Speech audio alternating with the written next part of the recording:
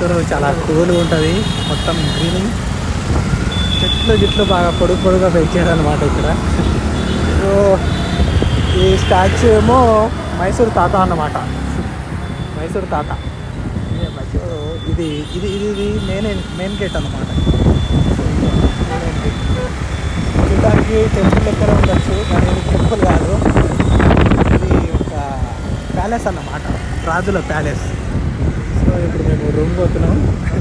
See you.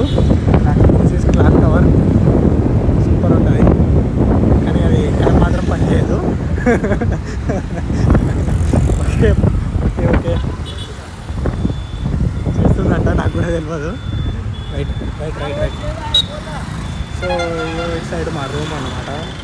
Okay guys, మళ్ళీ సాయంత్రం కలుద్దాం, బాయ్.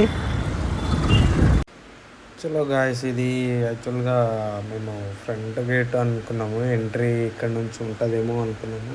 యాక్చువల్గా ఇక్కడ నుంచి ఎంట్రీ లేదంట, ఇది బ్యాక్ గేట్ అంట. సో వాళ్ళు లోపల వర్క్ చేసేటోళ్ళకే ఎంట్రీ అండ్ ఎగ్జిట్, మనకి లోపల ఓనికి లేదు. వాచ్మెన్ గారు బయటికి మర్యాదగా మింగేయమన్నాడు.